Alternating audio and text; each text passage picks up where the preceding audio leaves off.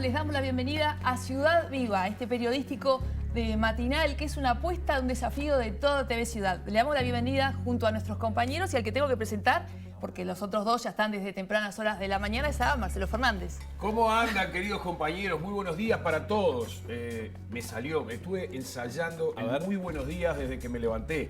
Porque obviamente yo lo primero que iba a decir era muy buenas noches. Bueno, está. Usted está acostumbrado a la noche, Fernández. Sepan que no va a ser que solamente por hoy. A partir de mañana les voy a empezar a decir muy buenas noches a las 8:30 de la mañana. Perfecto. Efecto carnaval, efecto brillantina. Sí, todavía quedan muchos rastros de brillantina. Pero ya los escuchamos súper expertos hablando de carnaval ahí sobre el final, muy bien, ¿eh? Sí, Pilar había mirado poco, me dijo, de Muy bien, carnaval. Pilar, ya nos dimos cuenta que asaltante con patente a Pilar Asaltante muy bien. Yo, la primera vez que lo dije, para mí están para ganar. Pero está, yo no sé nada. Yo opino de... Para mí tendría que ganar a contramano siempre, que hace años que no sale. Pero bueno, está, son detalles. Pero muy bien, tuvimos un lindo carnaval, ¿no? Muy importante, Josema, que por lo menos que sabés que a contramano no sale hace unos años. Sí, Muy bien. bueno, algo es algo. Es un detalle muy Es que problemas tenemos todos, Fernández. Lo más importante es que nos vamos a complementar en este equipo, ¿no? Totalmente. Para abrir el espectro de la gente, me parece que es muy importante, porque además así es que vamos a abordar distintos temas en esta jornada, pero lo de hoy va a ser solo un pie para lo que va a venir, ¿no? Que lo más importante va a ser acompañarlos de empezar la mañana informados de buena manera y disfrutando ustedes y nosotros lo que vamos a presentar, ¿no? Una noticia importante es que este programa tiene una cuenta de Twitter, seguramente en algún momento también abrirá Instagram, porque esta casa hermosa que es TV Ciudad, que está estrenando estas galas, este lugar precioso que nos han construido todo nuestro equipo para que podamos llevarles a sus hogares una televisión digna, una televisión moderna, una televisión de calidad y una televisión matutina en vivo también. Tiene esta escenografía hermosa y esperamos sus comentarios a través de la cuenta de Twitter. Eso nos pasa por ser periodistas y por ser mayores, porque no tenemos Instagram todavía. Es un desafío para la gente de producción. Yo tengo Instagram. Yo también, pero veo que lo usa la gente más joven. Igual, nuestra cuenta de Twitter es @tvciudadviva. Allí nos pueden escribir. Obviamente vamos a estar leyendo todos sus comentarios. Todos, absolutamente todos. Y bueno, contarles que estamos muy contentos, lo decíamos un poquito en el arranque de MBD Noticias. Hoy está arrancando toda una nueva programación, hay muchísima gente de verdad trabajando para que todo esto salga como está saliendo. Estamos muy orgullosos de estar acá, de pertenecer al canal. Tania, bueno, vos lo sabés, Pilar también, Chelo también, todos lo saben, que todos los que trabajamos acá nos sentimos como en familia. Y acá, miren que se metió en las últimas horas para que todo esto salga, ¿no? Una programación que decía que, bueno, además de las ediciones informativas de MBD Noticias, va a tener Lado B, por ejemplo, con el amigo Wilmar Amaral, Mira Montevideo a las 6 de la tarde, La Letra Chica que vuelve hoy, con nuevos conductores también, ¿no? Wilmar Amaral se dejó la barba para salir, para hacerse el serio, ¿no? Sí. Porque cuando era periodista deportivo estaba todo afeitado. Vio lo que es marcar tendencia. Marcó tendencia igual que usted, sí, José Mocar. sí. Nos tratamos de usted como hacen los se le periodistas pueden volar las chapas en también. televisión, ¿viste? Sí. Nos tratamos de vos en la vida real y nos tenés tratamos razón, de usted Tania, en pantalla. hay que aflojar la mañana, es cierto. Pero este es un día de estrenos para todo el canal y sabemos que por más que no sea un estreno, también estrena Casa Nueva y se me está saliendo el retorno todo el tiempo. Rosina Mayarini a la 1 de la tarde, así que vamos a tener una actualización de las noticias también con la rubia de las noticias, ¿no? ¿Cómo no? La rubia de las Rosina que vino a hacer el aguante desde temprano, ¿no? Vamos a decirlo.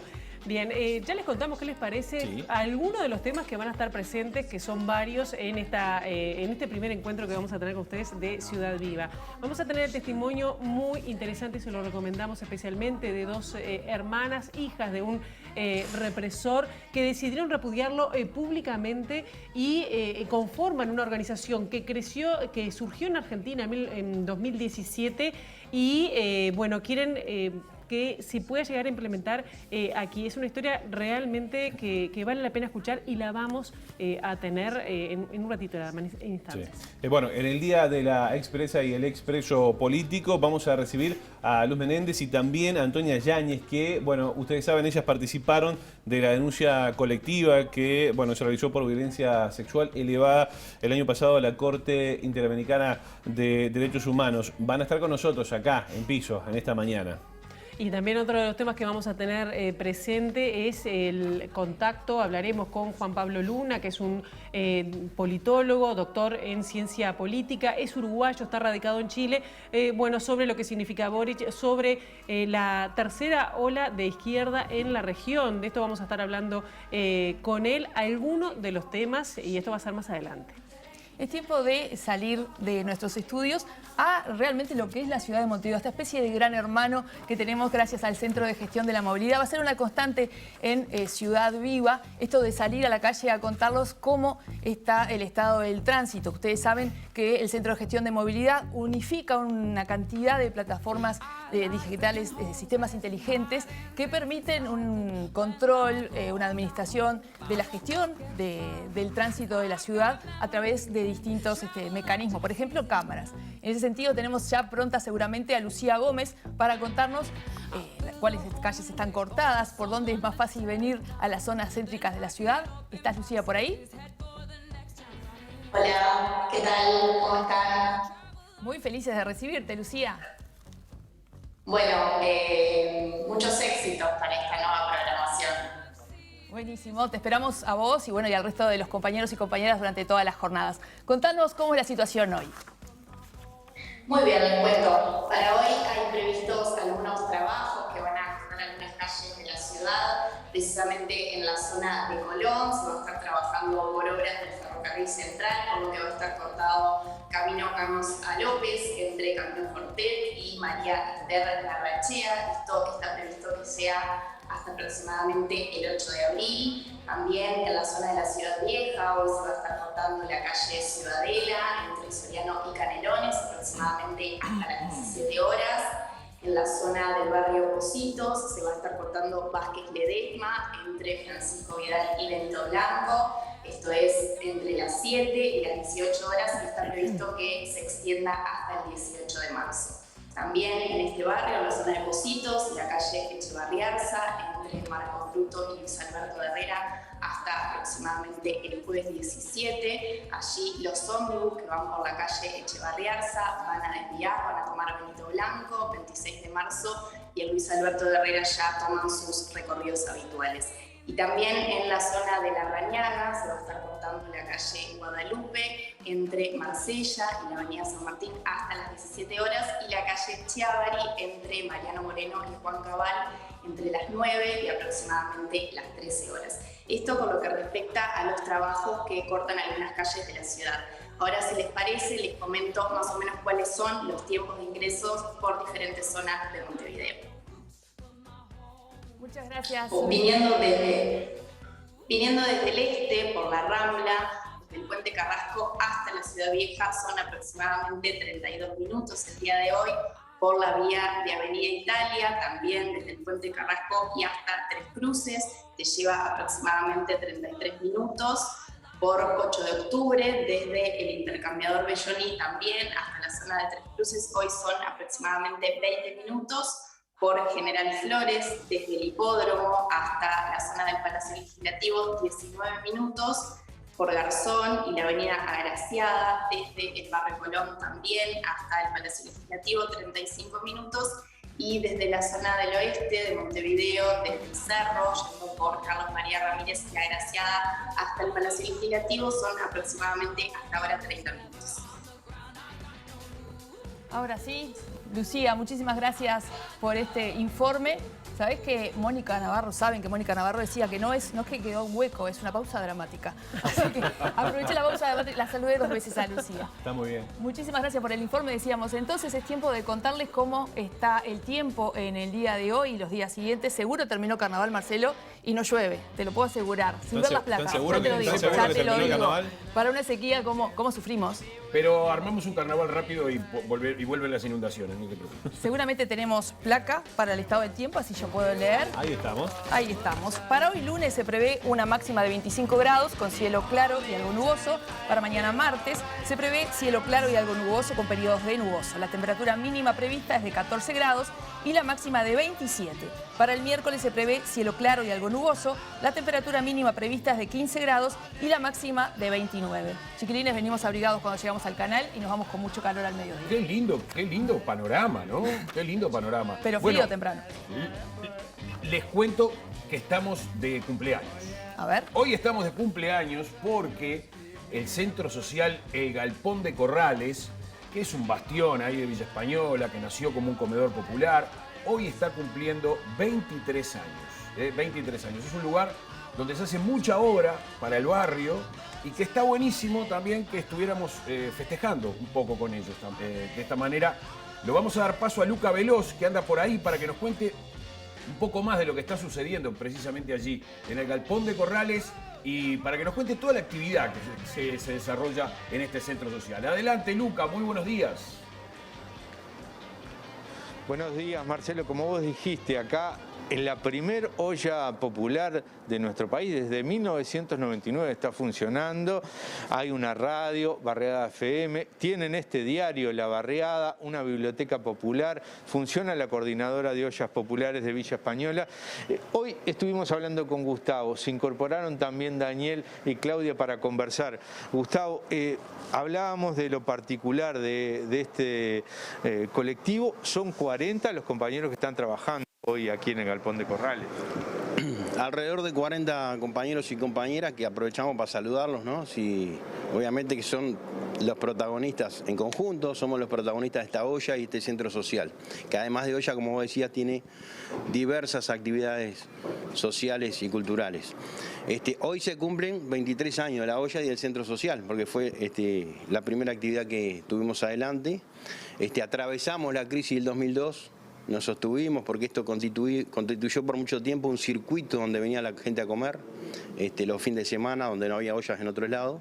Y hoy vuelve a cobrar un rol importante en el marco de la pandemia, ¿verdad? Y en conjunto con más de 300 ollas que conforman la CPS, a través de 13 redes en Montevideo y 3 más en el interior.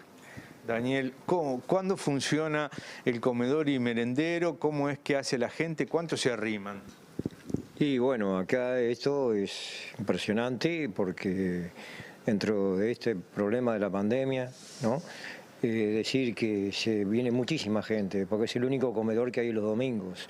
Entonces vienen más de 100, 200, no hay calidad en el sentido que algunas veces tenemos que hacer comida de así de apuro porque no hay más remedio, porque no es el remedio, sino el asunto de que es impresionante la cantidad de gente que se arrima acá. ¿Cómo es la dinámica de la cocina? Llegan para los domingos, abren a las 12 y los sábados a las 5 de la tarde, pero ¿cómo es la dinámica en la operativa de la olla popular? Y en la olla popular, como llama, lo integran muchísimos compañeros, empezando desde atrás hacia adelante. Hay una coordinadora que coordina a la gente y hace sellado de cada uno en su lugar correspondiente. Claudia, usted decía que se crió acá en el barrio y que ahora volvió con el Galpón de Corral. Sí, es verdad. Nací, me crié en el barrio, luego me fui y ahora volví, pero estuvo mi mamá también colaborando muchos años, ahora desaparecida físicamente. Y bueno, y aquí los domingos a las 8 se les da una copa de leche, con pan, bizcochos, bizcochuelos, lo que se hace, y hasta las 12:30 que se sirve el almuerzo, ¿verdad? Para 200 personas, a veces más, pero siempre así. Los sábados está el merendero, a las 4 de la tarde también se les da la copa de leche, se les da abrigo, calzado, todo lo que está al alcance de la olla popular se le brinda a la gente que lo necesita. Todo, colchones, frazadas, todo lo que necesitan está aquí a la orden para los que quieran venir.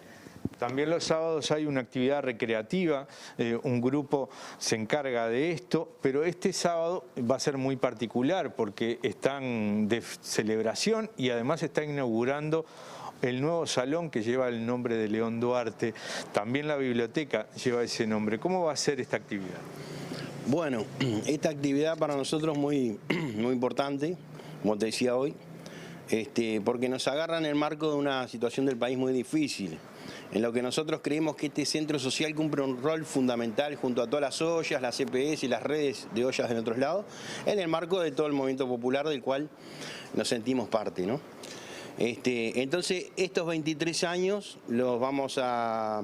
La particularidad que tienen es que vamos a inaugurar un segundo salón, producto de la expropiación, que fue una lucha muy intensa.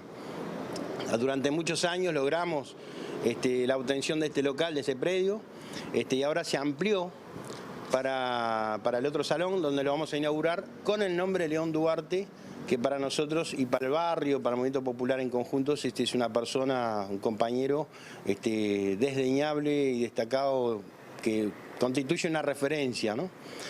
Luego también vamos a inaugurar el nombre de la cocina, que terminamos de hacer con apoyos del SINTEP, de la educación, de la enseñanza privada, que va a tomar el nombre de una compañera también, fundadora de este centro social, que es Carol Cuello, que falleció hace unos años, y las hijas y la familia integra el Galpón de Corrales, ¿no?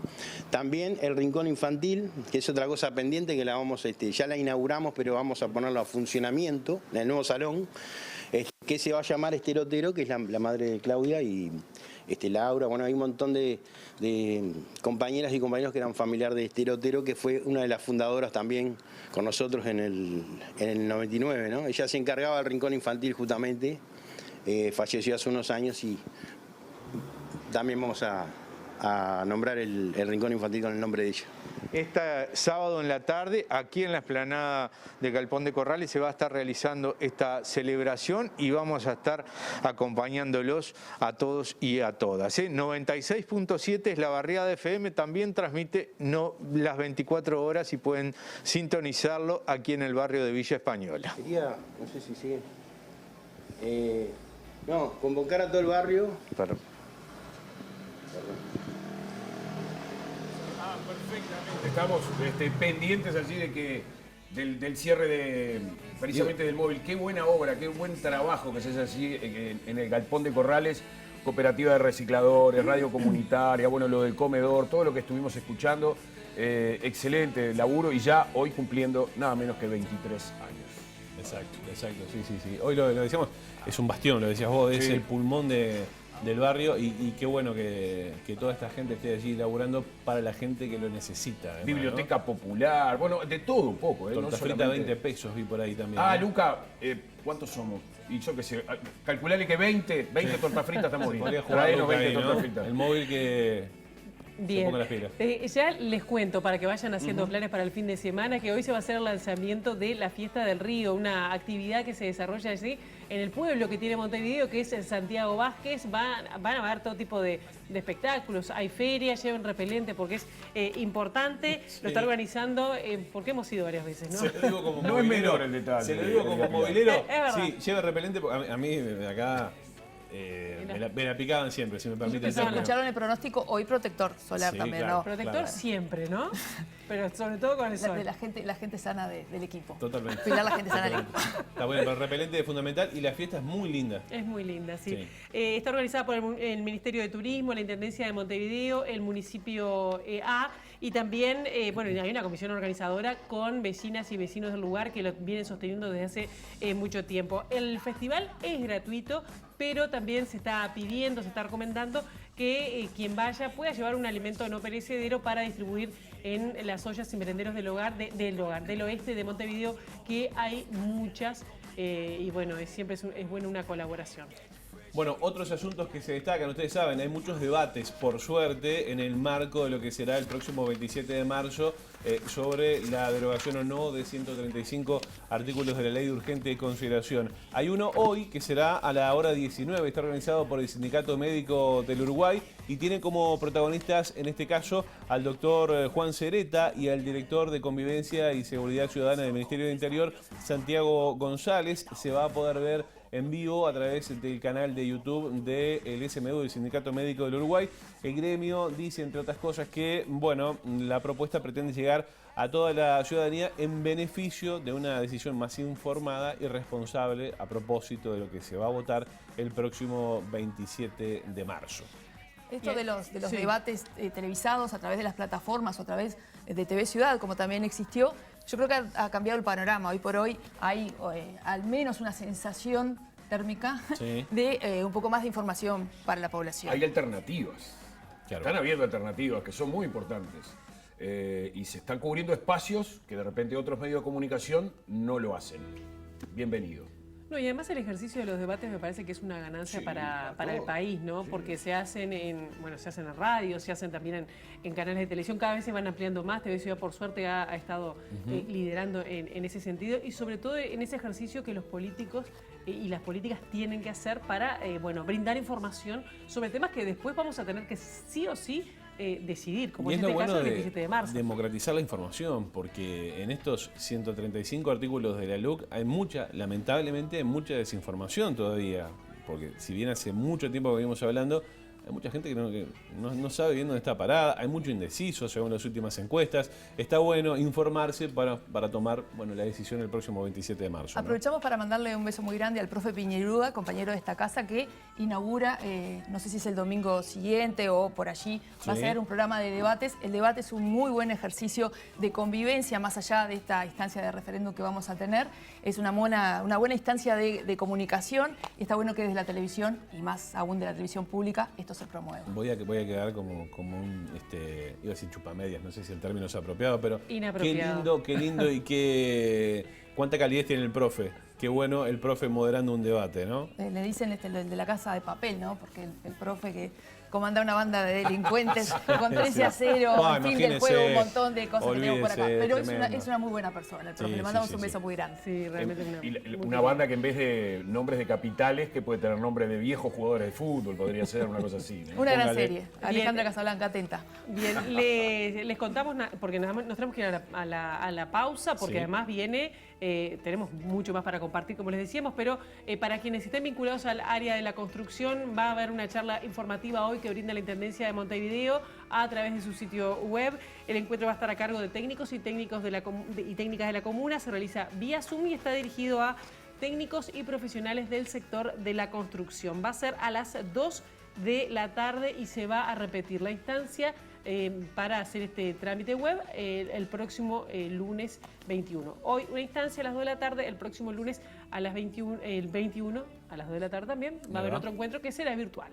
Muy bien. Bueno, si les parece, compañeros, hacemos una breve pausa. A la vuelta, historias desobedientes acá en la pantalla de TV Ciudad.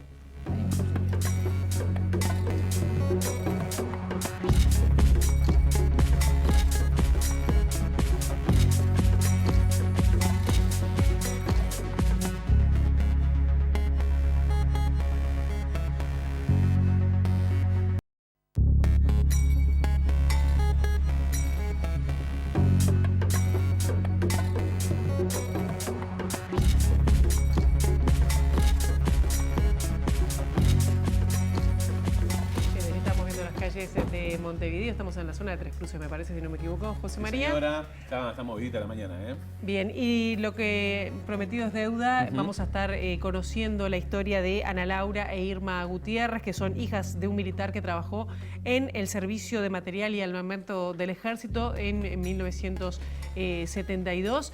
Ese lugar, vamos a decir, en ese mismo predio funcionó desde 1975 al 77, un centro clandestino de detención de torturas conocido como 300 Carlos, también se conocía como el Infierno Grande o la Fábrica, y bueno, pasaron muchas personas por allí. Sí, exacto. Bueno, más allá de repudio a nivel íntimo y personal que ya habían consolidado desde la adolescencia, Ana Laura e Irma dieron el paso de condenar a su padre públicamente, ¿no? Tuvieron que tomar esa determinación. El impulso lo encontraron a través de historias desobedientes. Sí, una organización que se creó en Argentina en el año 2017 y ellas intentan, que ya tiene un lugar también en Chile, se está replicando en Alemania, en distintos países, y quieren contar su historia para que esto se pueda llegar a ampliar acá, ¿no? Estas historias desobedientes que ellas nos lo van a contar mejor, cómo fue que conectaron y que surgió. Sí, exacto. Además hicieron una visita a la tablada con Ivonne Kinker, que es expresa política. Así lo contaban a Ciudad Viva. Yo me fui muy joven de mi casa y la independencia económica, el haber trabajado desde joven, hizo que tomara otro camino. Y ahí te empezás a cuestionar un montón de cosas, ¿no? A qué se dedicaba, después cuando otras personas vienen y te preguntan, pero si en tal época, porque capaz que, claro, lo que a nosotros nos llegaba, la información que a nosotros nos llegaba a casa era otra. Los medios de prensa que se leían, los libros que se leían, nada tenían que ver con lo que después nosotros fuimos buscando. Y ahí es cuando empezás a cuestionarte algunas cosas y a preguntar, ¿no? Yo a él le pregunté varias veces. Ese fue el camino que creo yo que hice de eso, del repudio, que lo hice desde muy joven. O sea, yo no rompí vínculo con él ni siquiera hasta el último día de vida de él. Lo que sí, siempre lo discutimos, discutirlo de verdad. Yo sufrí violencia doméstica en mi matrimonio, fui abusada por mi marido y cuando hice la denuncia comencé a ir a una mujer que nos hablaba pila sobre esto de la violencia doméstica y todo. Y en esa época también encontré un libro que lo leí, que me llevaba mucho a lo que yo había vivido justamente en ese momento, con las denuncias, con todo, y llegué al feminismo. Y siento que el feminismo me ha salvado en un millón de cosas, pero en esto en particular creo que también no solo salvó mi vida en el sentido de que, claro, yo fui víctima de femicidio y ponerme la etiqueta de víctima de intento de femicidio es duro, pero con ello llega a caerte un montón de fichas de un millón de violencias que vivimos en la infancia, en la adolescencia, en la adultez. Y con ello también me llegó la claridad de lo que papá había hecho, que nunca se lo discutí porque, claro, yo estaba enojada con todo lo que me rodeaba. Con la única persona que no estaba enojada era con Laura.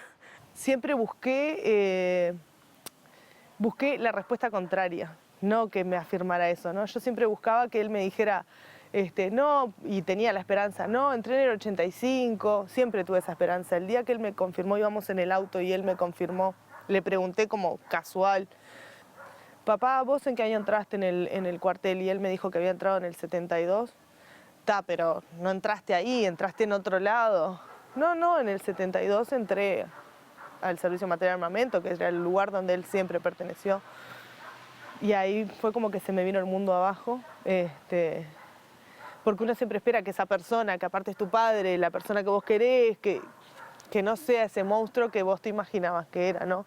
Y la confirmación aparte me enojó, iba manejando, me enojó muchísimo, muchísimo, muchísimo, muchísimo. Creo que lo dejé ahí, en el residencial, de muy mal modo, y me fui. Yo más de una vez le cuestioné su manera de pensar, porque él aborrecía a los comunistas, los aborrecía, los odiaba, y te decía, y los tupamaros, y era peor todavía. Y papá, ¿vos no te das cuenta que yo podría haber sido parte de eso? ¿Qué hubieses hecho? Sí, porque las cosas se dieron en épocas diferentes, pero si se hubiesen dado en la misma época, yo creo que capaz que a él no le hubiese temblado la mano o el pulso, porque él estaba convencido de su ideología, sí, ¿no? Estaba 100% convencido. Sí. Para mí, un monstruo de dos caras, un lobo con piel de cordero, porque excelente vecino, todo el mundo lo quería, todo el mundo, compañero de trabajo, todo el mundo lo quería, familiar, bueno, era el tío adorado de todos, sí, el hermano protegido por todos sus hermanos, lo que hace a veces que muchos duden de lo que nosotros decimos, ¿no? No de esto, sino de la violencia familiar que sufrimos.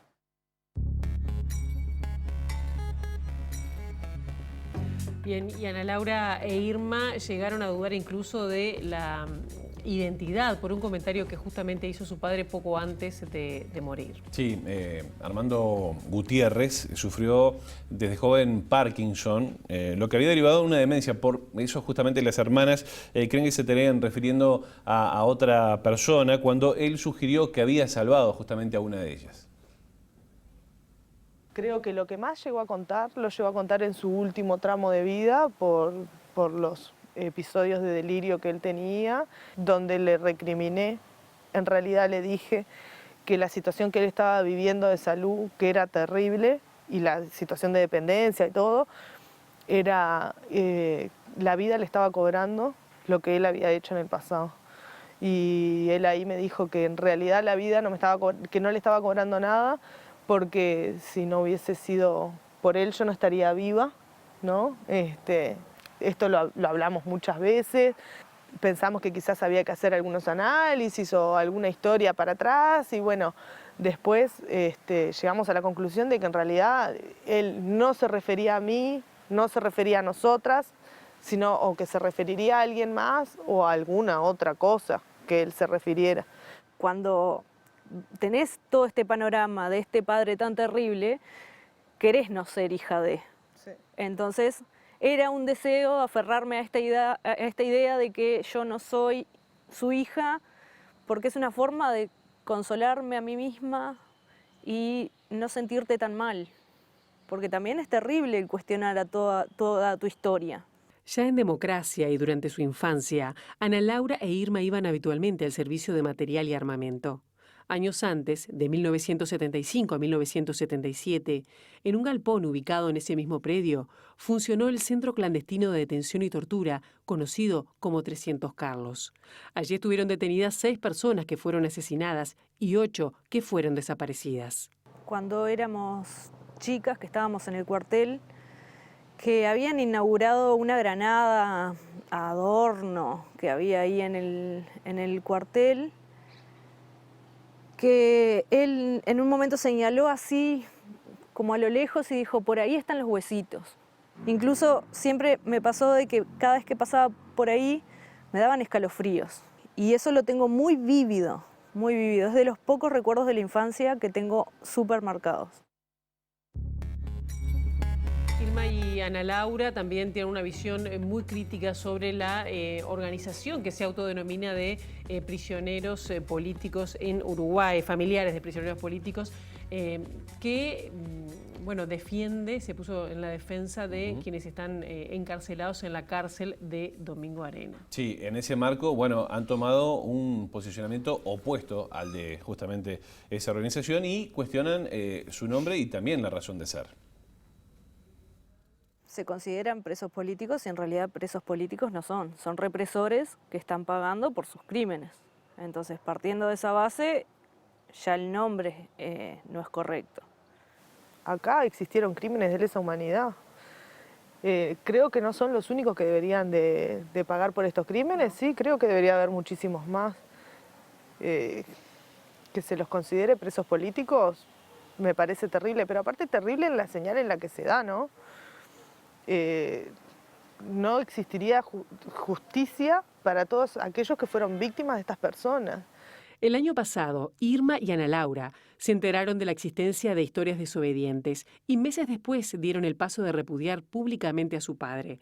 Por el momento son solo 2, pero tienen la expectativa de que otros familiares de represores se sumen y pueda gestarse el brazo uruguayo de la organización. Nosotras, por suerte, estamos juntas y podemos dar este paso y podemos pensar cosas similares y podemos apoyarnos entre nosotras y tenemos una gran relación de hermanas, pero quizás otras personas no. Al principio da muchísimo miedo. Estamos hablando del ejército, de personas que tienen poder y bueno, sí genera miedo. Que no es necesario dar la cara, sí reconocer internamente uno que se pueden cuestionar quebrar esas cadenas, pero aparte cuestionar esos lazos familiares y esa persona, preguntarse, ¿no? Como nos pasó a nosotros, ¿en qué año estuvo en el cuartel? Entre este y este año. No era un alto mando, pero si estuvo entre este y este año, algo tiene que saber, ¿no? Me parece que nosotros los familiares de los represores tenemos como mucho para aportar y que estaría bueno que se acerque, que todos van a ser bien recibidos. Y vamos a cambiar un poco el foco siguiendo hablando de lo mismo porque Verónica Stay es presidenta de esta organización de Historias Desobedientes Chile y en su historia personal además es muy singular porque por un lado es hija de expresos políticos y por otro lado es sobrina de un responsable de crímenes de lesa humanidad. Sí, ella actualmente vive en Francia, pero participa de la organización, bueno, de diferentes expresiones de historias desobedientes en varias partes del mundo. Hoy hay representación en Argentina, Chile, Brasil, Paraguay, justamente Uruguay, y también de perpetradores de Alemania y España. Y el 27 de junio, el último 27 de junio, en París se conmemora justamente un nuevo homenaje del aniversario del golpe de Estado y allí se leyó una carta de un compañero que vive en Brasil pero que resulta que es uruguayo. Se me ocurrió que, bueno, como teníamos a un compañero de Uruguay, quizás proponerle, ya que me habían invitado a tomar la palabra como desobediente, se me ocurrió proponerle que él mismo escribiera una carta y leerla yo. No me imaginé el alcance que podía tener y tampoco me imaginé el impacto que podía tener en las personas que asistían a esa manifestación. De verdad que fue sumamente conmovedor. Remeció mucho a algunas personas.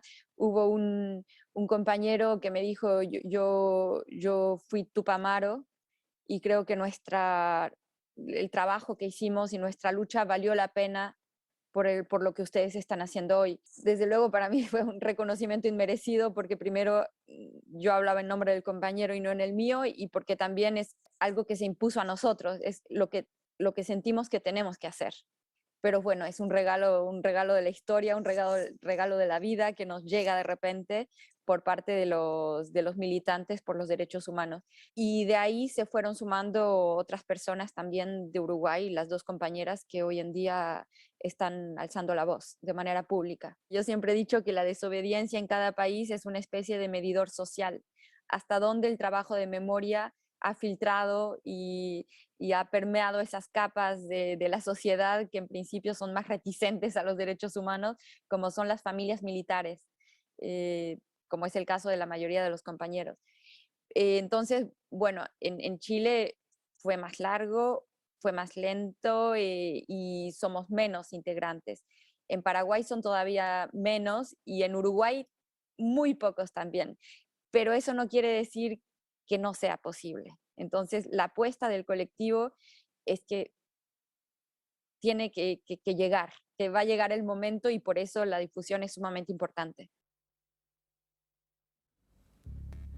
Bueno, a todo esto, la investigadora argentina Ana Guglielmucci destacó la potencia, la fuerza que dio Historias Desobedientes justamente, por ejemplo, en la República Argentina, porque esto ¿qué hizo? Interpeló los mandatos sociales, permitió también, de alguna manera, tener una voz propia en el marco de la defensa de los derechos humanos.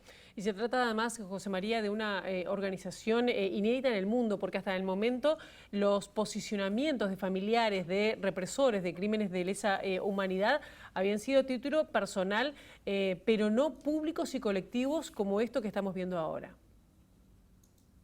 Yo creo que aportó muchísimo este movimiento a la discusión sobre los distintos posicionamientos sociales y un poco lo que yo venía trabajando es esta cuestión de una ética pública.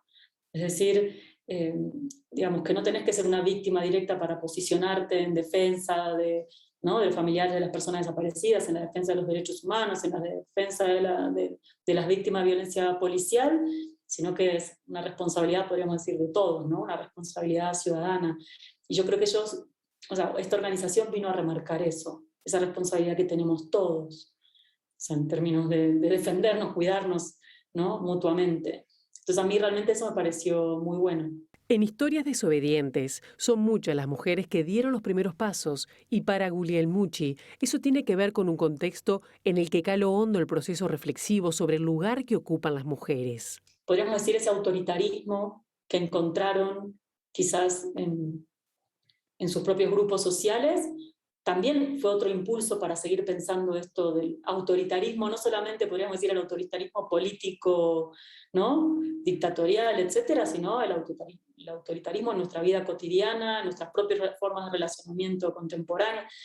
Y yo creo que eso también fue algo que hizo que sean estas mujeres las que tomaron la posta, ¿no? En esa revisión, podríamos decir.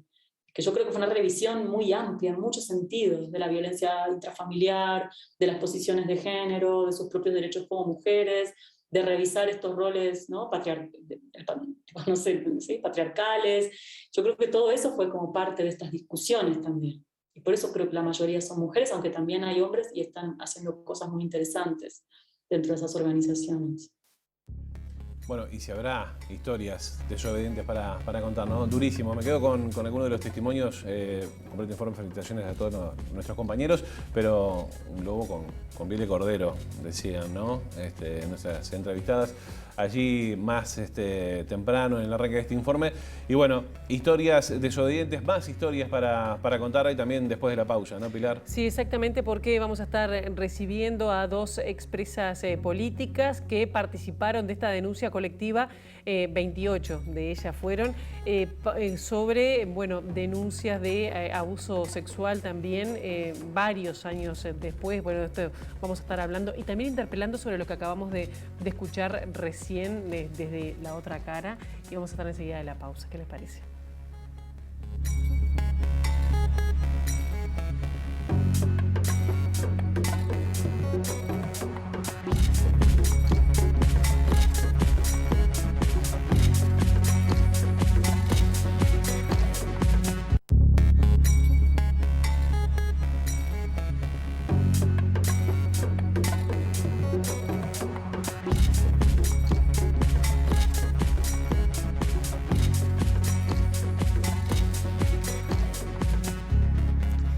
Y es un privilegio, una alegría, un orgullo recibir en esta casa, nuestra casa, vuestra casa, a partir de hoy, a Luz y Blanca, dos de esas ex... Y Antonia.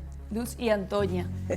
Por eso de Luz Blanca, de Blanca Luz, exactamente. Luz y Antonia, dos de las ex presas políticas, de esas 28 expresas políticas que presentaron una denuncia penal en el año 2011 y que luego de 10 años en el que el silencio siguió formando parte de la vida cotidiana, generaron una presentación de esta denuncia ante la Comisión Interamericana de Derechos Humanos. Para hablar de la actualidad de esta situación es que las tenemos aquí, pero antes que nada queríamos preguntarles su visión sobre este informe de las historias desobedientes que acabamos de compartir en Ciudad Viva. Ustedes estuvieron desde temprano observándolo aquí mismo en el estudio de TV Ciudad. ¿Cuáles son las primeras reflexiones?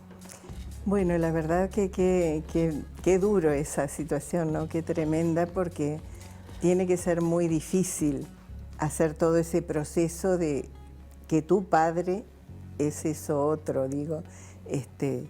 No debe de haber sido fácil para ella, sin duda, como lo dicen, evidentemente. Y creo que es una situación tremenda, porque te cuestiona, no sé, toda tu historia, toda tu vida. Pero qué valientes, qué maravilla poder y darse cuenta de la importancia que tiene difundir estos temas, porque en general en nuestro país en particular se demoró muchísimo en que salieran a luz este tipo de cosas. Obviamente la ley de caducidad fue una traba para todos, no pudimos hacer las denuncias. Y también del lado de la sociedad había un callate, no me cuentes, te hace mal, digo. Y dentro de los mismos colectivos de derechos humanos. Claro. Ustedes, yo las saludaba cuando llegaban como dos valientes, porque hubo una mutación de esa víctima, esos delitos que se barrieron hacia adentro, incluso a nivel familiar, salir de ese costado para modificar, a ser una denunciante. Y en ese sentido hay una denunciante colectiva, por otra parte, ¿no? Salir de lo individual para ir a lo colectivo.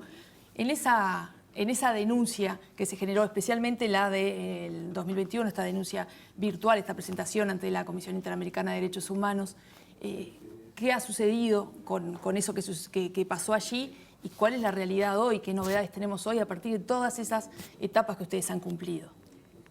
Yo voy a ser desobediente, voy a contestar la pregunta anterior. Dale, me gusta.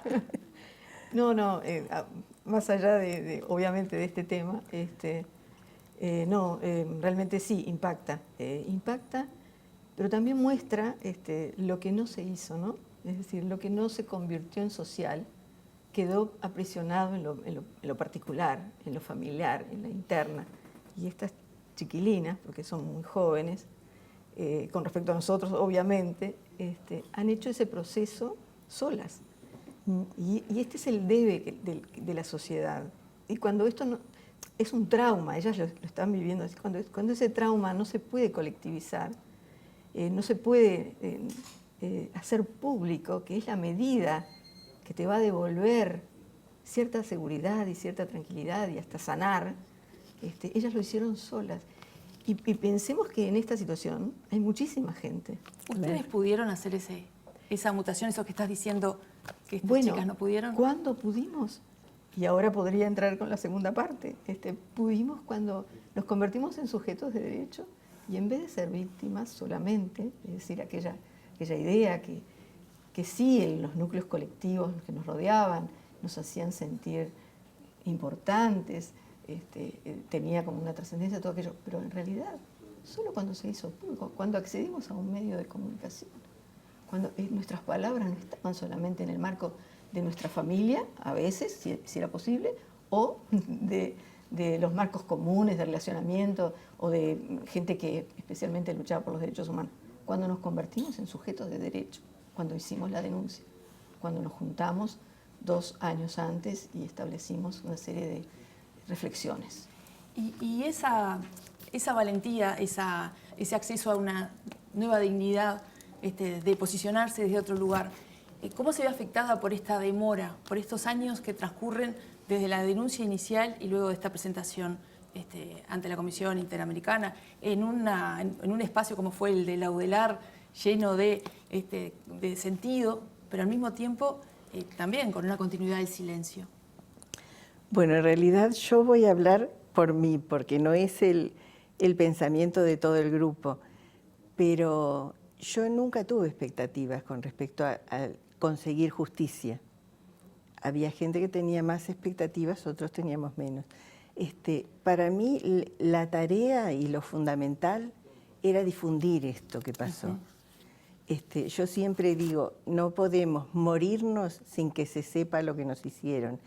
Y cómo fue una cosa planificada, fue una cosa absolutamente sistematizada, aprendida, estudiada y practicada con toda la hazaña que fueron aprendiendo además a través de los años, porque sin duda hubo variantes a través de los años en cuanto a cómo torturaban, a las formas. Y es que incluso algunos de los materiales que había de las declaraciones de ustedes, que es con nombre y apellido, porque Luz Menéndez, Antonia Yáñez, yo las presenté con los nombres de pila, pero en esta sociedad, en esas denuncias, en los trabajos académicos, me encantó que todas las mujeres eligieron, salvo una, pero la mayoría de las mujeres eligieron su nombre y su apellido, para también en esta sociedad ponerse en otro lugar del que esa violencia sexual vivida en la dictadura por estos más de 100 represores denunciados, había sido afectada. Ese nombre y apellido que vos decís fue luego colectivizado, pero también tiene su importancia esta individualización del ser humano que padeció esa violencia sexual, que, contémosle a la gente, está tipificada en un montón de acciones en las que a veces la víctima no podía reconocer como violencia sexual, que no es solamente la violación sexual en sí, sino el abuso, la amenaza, la desnudez. Sí, nosotros decimos que esas son situaciones por las cuales pasaron todas las mujeres.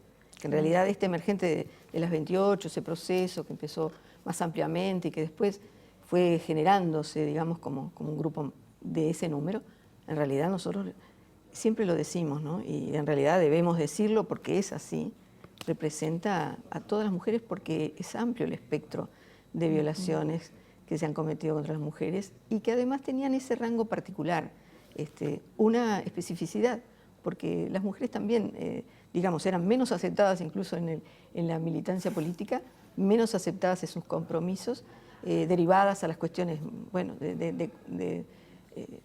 de cosas que no denigran, pero que justamente incorporan a la mujer en la lucha social, porque sus dificultades, sus problemas sociales... Que no escapan a la militancia. Que no escapan a la militancia tampoco, la convierten también en una militante con sus distintos grados de conciencia.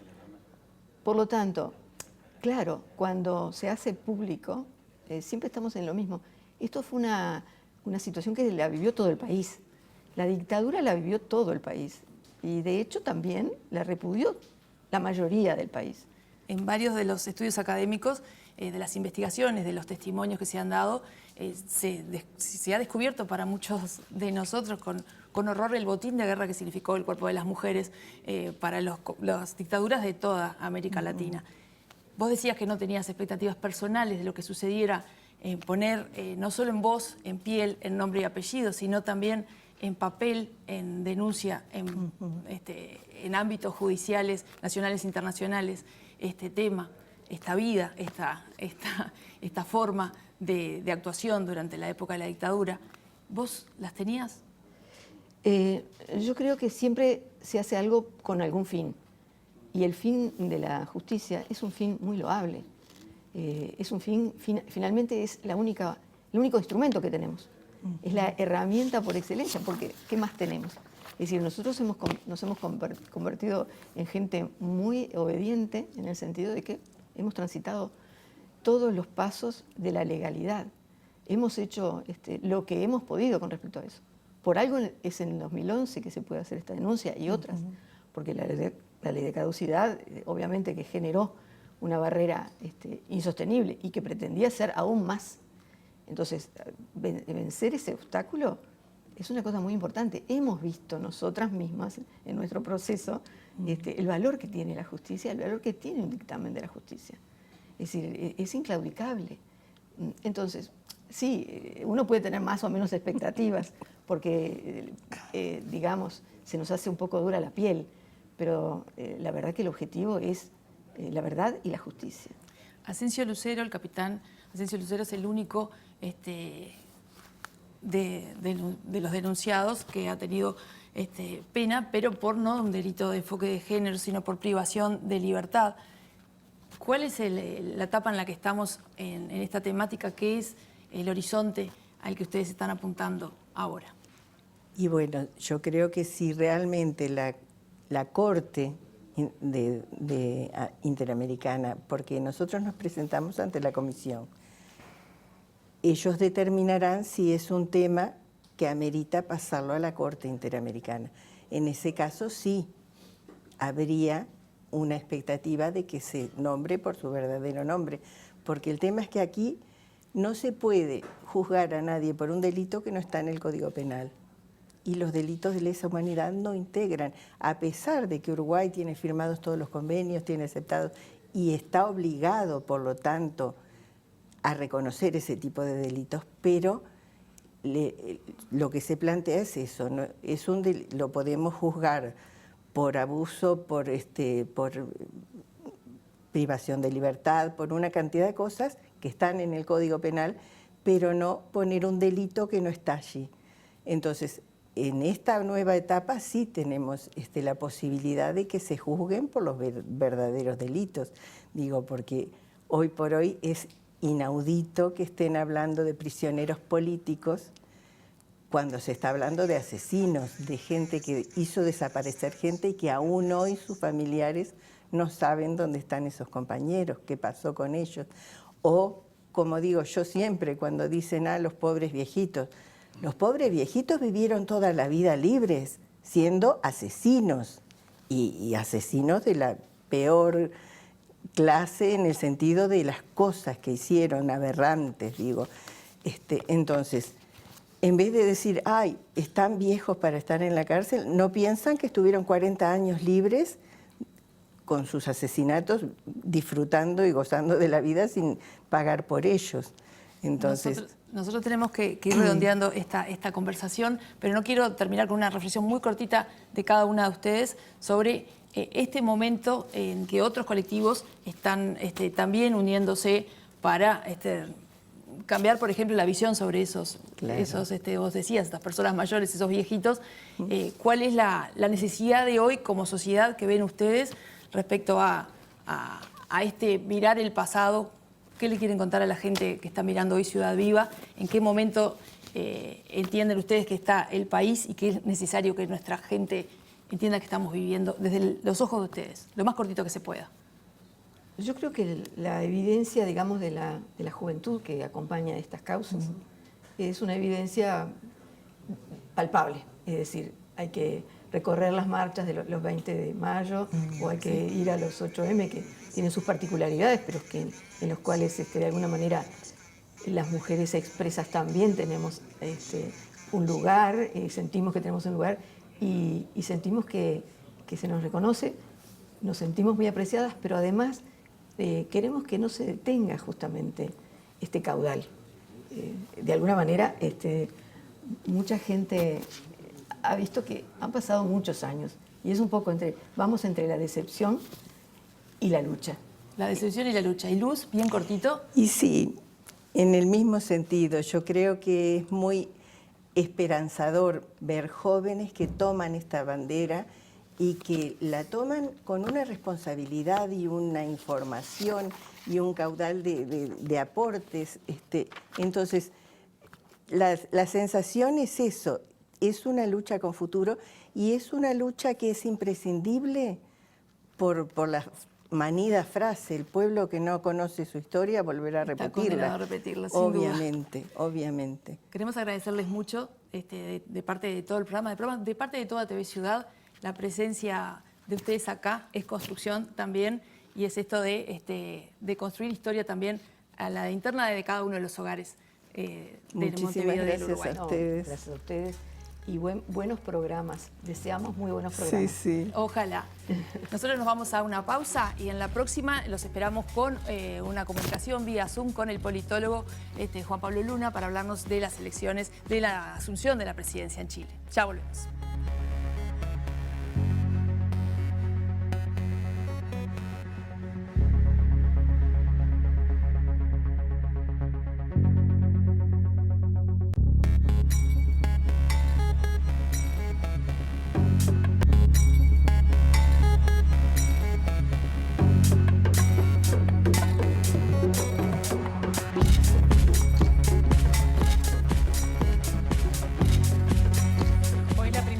Semana del presidente de Chile como tal, Gabriel Boric, y para hablar sobre las primeras medidas y sobre todo el impacto que puede llegar a tener en esta tercera ola de izquierda en la región, estamos recibiendo con muchísimo gusto a Juan Pablo Luna, doctor en ciencia política, uruguayo, que reside desde hace muchísimo tiempo en Santiago. Juan Pablo, bienvenido, un gusto que nos estés recibiendo. Bueno, muchas gracias, un gusto también y felicitaciones por el nuevo emprendimiento, el nuevo programa. Bien, muchísimas gracias. Hay varias, bueno, escuchamos el discurso el viernes, fue como muy interesante con muchas puntas, pero si hablamos de las medidas concretamente, ¿cuáles son las primeras medidas que, algunas de las cuales ya quedaron esbozadas en este discurso que dio el viernes en la nochecita? Mira, por ahora es todo bastante, o sea, no solo simbólico, pero hay una apuesta a lo simbólico, ¿no? y a esta noción de reencuentro entre el gobierno y la ciudadanía. Las primeras medidas tienen que ver con el levantar la causal más grave, digamos, de imputación a quienes participaron de las manifestaciones y de la violencia en las manifestaciones del 18 de octubre, del estallido de 2019. También ya se anunció hoy el levantamiento del estado de excepción que permite a los militares estar patrullando ciertas zonas de la Araucanía, que es donde el epicentro del conflicto entre el Estado chileno y grupos, digamos, mapuches y indígenas, pero que también tiene otros actores, ¿no? De hecho, una de las primeras acciones de gobierno es que ya está anunciada, es que hoy viaja la ministra del Interior, Isquia Siches, a la zona a preparar el terreno para el retiro del estado de excepción y supongo que abrir diálogos con comunidades y con actores que participan de ese conflicto. Bien, Juan Pablo, algunos analistas señalan que es el comienzo de una tercera ola de gobiernos de izquierda en la región, pensando en lo que puede llegar a pasar en Colombia, en Brasil. ¿Tú estás de acuerdo que se puede llamar así? ¿Es así como se está construyendo o apuntando con la subida de Boric? Un matiz, yo creo que lo que estamos viendo en América Latina hace 2 décadas básicamente son ciclos de alternancia entre quienes están en el gobierno y quienes están en la oposición, y estos ciclos de alternancia tienen que ver muchas veces con altos y bajos del ciclo económico, ¿no? Entonces, me parece que muchas veces tendemos a sobreestimar en países que no se parecen tanto a Uruguay, ¿sí? La fortaleza de estos cambios ideológicos o programáticos, ¿no? Y a subestimar que tienen más que ver con un ciclo pendular en el que la región está metida hace 20 años, ¿no?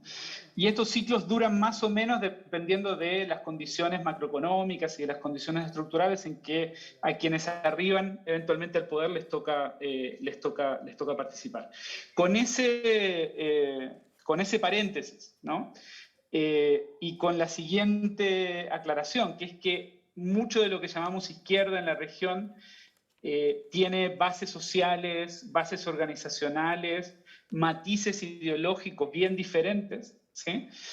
A mí me parece que el liderazgo de Gabriel Boric es interesante en el sentido de que trae a la región y no solo a la región. Una de las primeras conversaciones que tuvo fue con Justin Trudeau de Canadá. Un sesgo diferente en términos, o una entonación diferente en términos de los centros programáticos del gobierno, ¿no? Este es un gobierno feminista, es un gobierno medioambientalista, es un gobierno que por tanto eventualmente va a matizar o a tensionar el énfasis en el crecimiento económico para proteger, digamos, y para desarrollar medidas en torno al cambio climático. Es un gobierno más ciudadano, eso en Chile es un gran cambio, pero no es un cambio, por ejemplo, no lo sería en el caso de una izquierda como la uruguaya, ¿no? Entonces, yo creo que es posible, además de los casos que tú mencionaste, está también la elección de anoche en Colombia, que deja bien posicionado a Petro, está el caso hondureño, digamos, que es un caso de alternancia nuevamente hacia la izquierda bien potente, pero yo diría que todo esto está por consolidarse y por verse, ¿no? También depende muy fuertemente de lo que pasa en Brasil con la elección de Lula. Bien, me quedan muchas preguntas, pero yo no quería irme y no aprovecharte en la que sigue, que tiene que ver con la redacción de la nueva Constitución. ¿Qué implica? Si bien Boric ha dicho que, que está con todo para cumplirla, con toda la expectativa y la esperanza, pero ¿qué implica asumir el gobierno en el medio de una revisión prácticamente total de lo que es el ser de una nación, ¿no? El de que sea pluricultural, cambiando las bases de todo? ¿Cómo se vive? ¿Cómo lo ves vos? Ya, yo creo que ese es el tema del gobierno, por lo menos para este primer año. El proceso constituyente está bastante enredado y ha crecido el escepticismo en términos de no tanto si se aprueba o no se aprueba, digamos, esto tiene que pasar por un plebiscito, ¿no? A partir de julio, el nuevo proyecto, pero también en términos de la calidad del texto y de la conveniencia del texto. Hay todo un debate abierto hoy que no había hace 3 meses respecto a qué es lo que se está aprobando como nueva constitución. Falta mucho todavía por decidirse, pero ahí hay 3 escenarios. Uno es que se apruebe una constitución buena, eso es favorable para el gobierno y el gobierno puede de alguna manera estar más libre de manos para hacer las reformas que quería hacer, porque no va a estar sujeto a las limitaciones de la constitución actual, que es una constitución escrita para mantener el modelo heredado de la dictadura o impuesto en la dictadura. Una segunda hipótesis es que se apruebe un texto de muy mala calidad o de calidad intermedia, y ahí yo creo que va a haber mucho traqueteo y mucha complicación en términos de implementar esa nueva constitución y reglamentar esa nueva constitución durante este periodo, con presión probablemente de los grupos que impulsaron ciertas reformas para que se avance rápido en esa reglamentación, y con inconveniencias en términos técnicos de cómo avanzar con eso y no dejar un desmadre en el camino. Y el tercer escenario es que la Constitución se rechace en el plebiscito. Yo creo que es un escenario que hoy es más probable de lo que era hace 2 o 3 meses. Y si ese escenario se configura finalmente, lo que va a tener que hacer el gobierno es, bueno, ¿qué hacemos ahora? Porque por un lado, digamos, el rechazo a esta nueva propuesta no implica necesariamente la aceptación de la vieja Constitución, ¿no? Entonces, yo diría que esto lo que hace es abrir nuevamente o no terminar de cerrar y dejar abierto el debate constitucional, y por tanto eso va a seguir, digamos, pesándole al gobierno para adelante. Bien, más preguntas. Es un tema central. Más preguntas entonces, Juan Pablo, que respuestas. Muchísimas gracias por este contacto. ¿Estás en Santiago mismo? Porque el cielo es hermoso, no veo la cordillera. ¿Estás en el centro o estás un poquito más alejado? Ahí se ve un poquito, capaz que se ve la cordillera ahí atrás. Hermosa la cordillera. Ahí se ve un poquito. Sí. Yo estoy como a 20 kilómetros de Santiago, en una zona rural de las poquitas que quedan acá cerca de la capital. Bien, muchísimas gracias por este contacto, por iluminarnos sobre estas primeras medidas y los desafíos que tiene Boric por delante. Gracias. Suerte. Gracias. Y bueno, nosotros acá cambiamos de tema y nos ponemos con un poco más de color, ¿no? Sí, nos vamos con color carnavalero porque ustedes saben la noche... Están flojitos el sistema ustedes, ¿no? Más o menos. Armamos bien toma equipo, de sorpresa, ¿no? mirá lo que te digo. La verdad que no sé cómo lo van a poder encarar esto, pero... Estuvimos estudiando todo el fin de semana, ¿verdad, Tania? Es más, yo hice un intensivo, hicimos un intensivo porque cada uno de su lugar, del viernes para el sábado fueron la noche de fallos, la madrugada de fallos, la mañana de fallos, claro, porque terminamos como a las 7 de la mañana. Sí. Pero aquí estamos entonces para conversar de que Los Asaltantes con Patente fue la murga ganadora después del 2013, había ganado por última vez en el año 2013, después tiene un montón de primeros premios Asaltantes con Patente desde su nacimiento.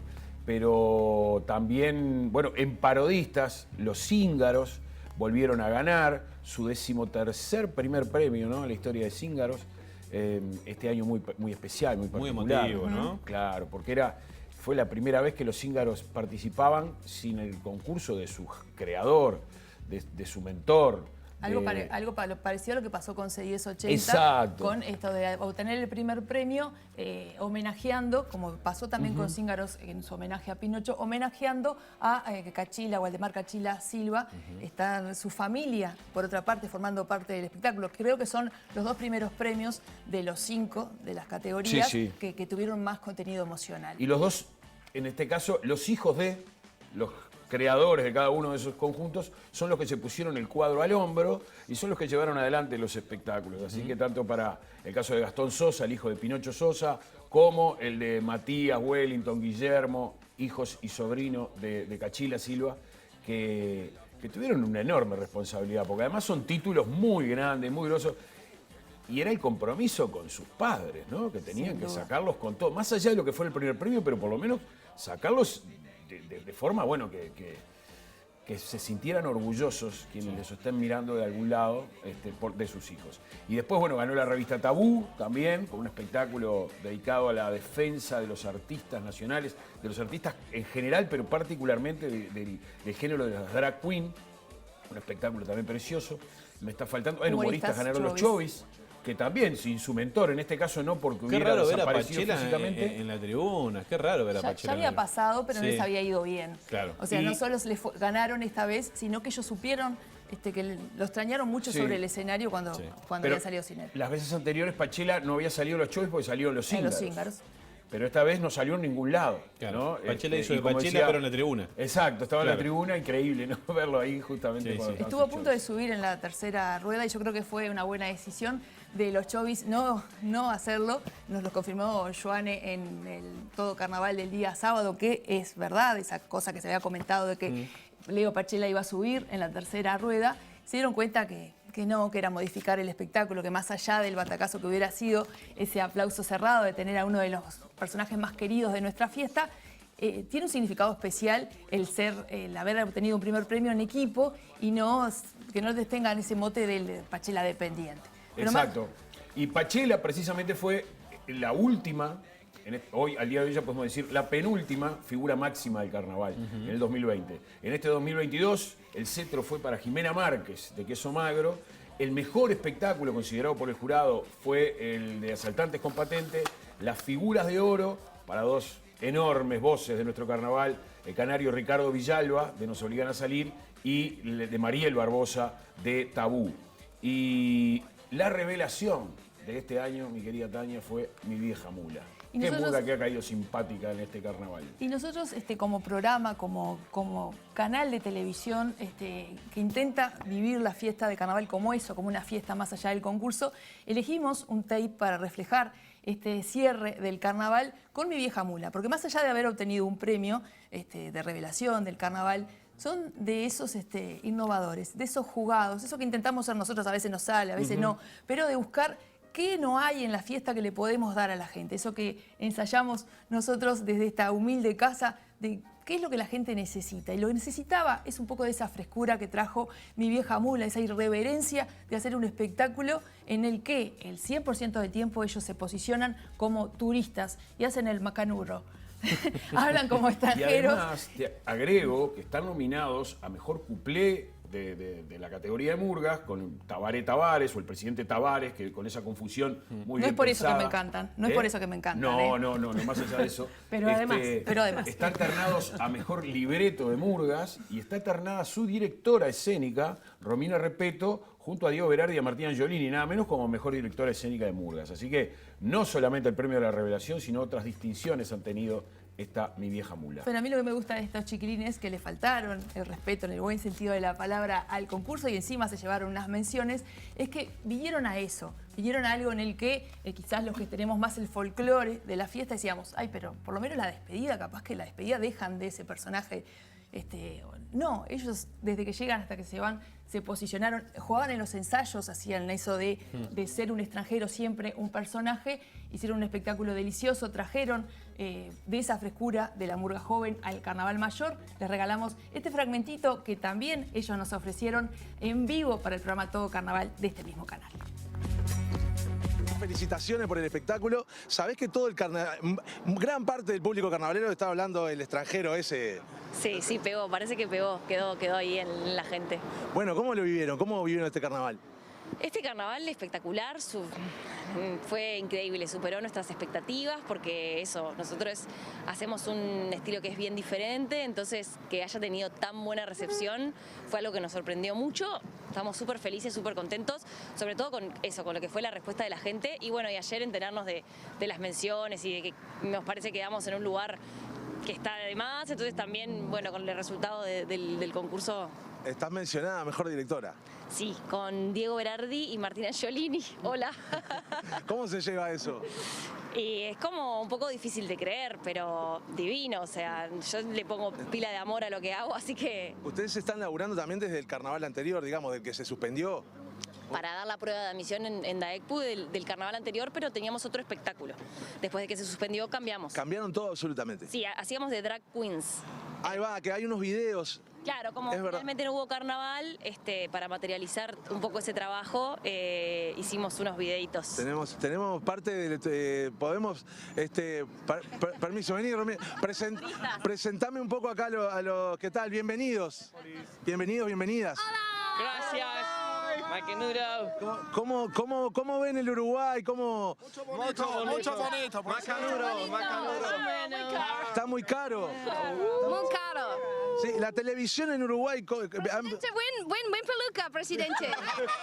Buen peluca, presidente. Bueno, buen pelito. Y de fútbol, o sea, ¿qué han visto de carnaval, de fútbol? Acá vieron que es carnaval y fútbol, carnaval. Un deporte. Me gustan las voces muy estridentes y fuertes, muy bonito, muy macanoro. La Torque, la equipo Torque. Muchas buenas. La Torque. Muchas buenas. Porque Celeste. Bien, bueno, muchas gracias. ¿Cuándo vuelven? ¿Cuándo se vuelven? ¿Se quedan hasta cuándo? No saben. Vamos a desaparecer en el éter. Estamos en el Galpón. En el 31 volvemos con Aristófanes. El 31. En el Teatro Galpón. En el Teatro Galpón van a estar con Aristófanes. Vamos a nacer ahí. Tiene un nombre ese espectáculo. Nacimientos mucho macanuros. Nacimientos muchos macanuros. Así que ya pasamos la chivo. ¿Está? La chivo 31.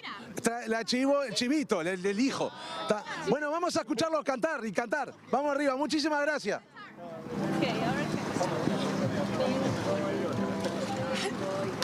Vengo y voy, vengo y voy. Vengo y voy, recorriendo el planeta estoy, de país en país.